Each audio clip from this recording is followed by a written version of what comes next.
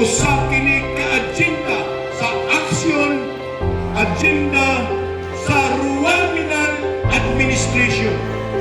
Nga among tumong o tinguha, we have to bring the services to the barangay. Dili lang medical mission, dili lang dental mission, naka-align kini sa ELCA o sa JEDA. Mao kini ang atong programa na gusto gyud sa atong halandong governor o sa atong halandong congressman na we have to bring the services.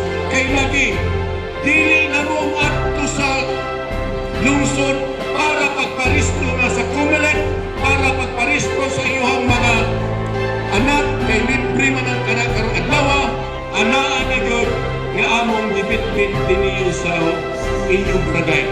Ang panagtinabangay, naghiusa para sa pag-asinso, dili lang sa probinsya, kundi pag-asinso nato dili sa lungsod sa Karen.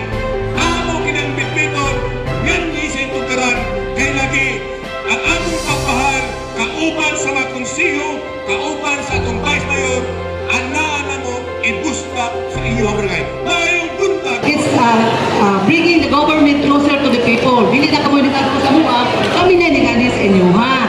So atong i-avail kaning atong mga kahigayunan karon kay sayang kayo opportunity na kayo din nato, no? Ang lokal katang gobyerno naglantaw sa panginahanglanon sa atong lungsod o nabalo na to mo nga ang atong kayuhan mo ni priority sa ato ang panggobyerno. Ato ang action man, ato ang municipal mayor, engineer Emeterio Dacer Rua Jr.